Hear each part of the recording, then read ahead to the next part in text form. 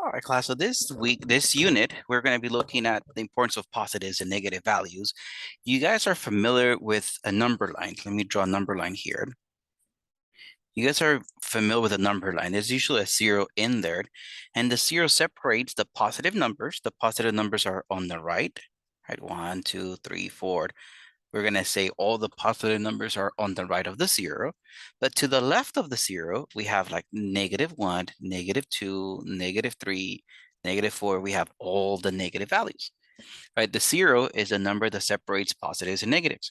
Important thing of a number line, it doesn't have to be horizontal, right? Horizontal means going from left to right. We can also have it vertical. We can have a number line going up and down. Our zero will be there, but now our positives, +1, +2, +3, they're going to be above the zero, and the negatives are going to be below the zero.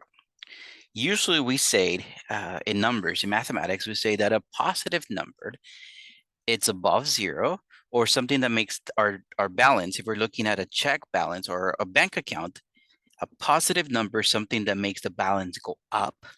A negative value is something that makes the balance go down. Like if you deposit money in a bank account, we usually call that a positive value because it makes our balance go up. Or if we withdraw money, that makes our balance go down. So that's what we're going to call a negative value. Or altitude, we have here in Bakersfield, I'm just going to write Bakersfield. We have this thing called altitude.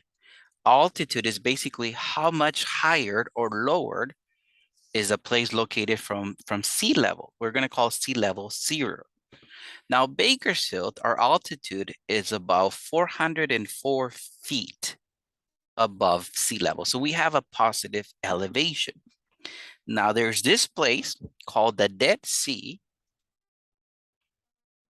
Just going to write this thing down. Now, this is actually over there by Israel and Jordan. That's right on the border.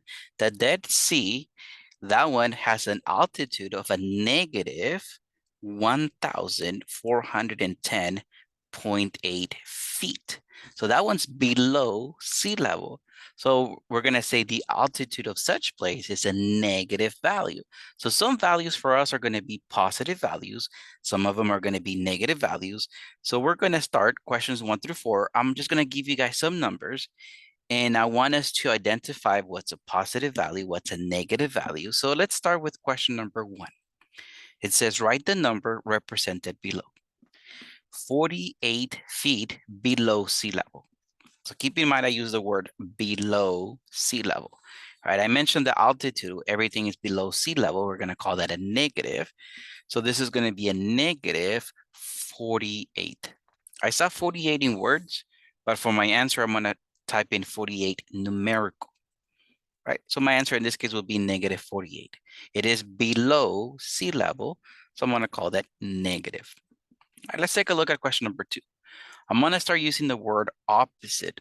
Here I see the opposite of a negative 768. What opposite means is change the sign. If the number given is negative to begin with, change it to positive. If the number given is positive to begin with, change it to negative. So the word opposite means I'm going to switch the sign. So the opposite of negative 768, I'm going to change this to positive 768. Again, the word opposite means change the sign. If it was positive to begin with, change it to negative. If it was negative to begin with, change it to positive. So my answer here will be positive 768. Question number 3, it says a pay cut of $100.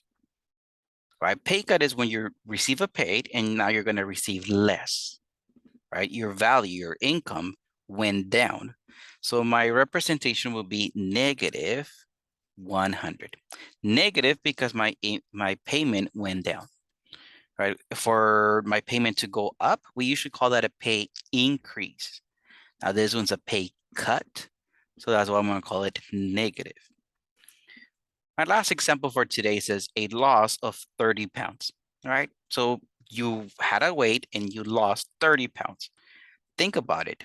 Did the weight go up? Did the weight go down? If it went up, it's positive 30. If the weight went down, negative 30. So the loss, a loss of 30 pounds, I'm going to represent this as a negative 30.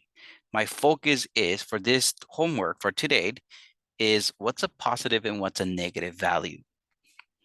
So there's examples that we work today, questions 1 through 4.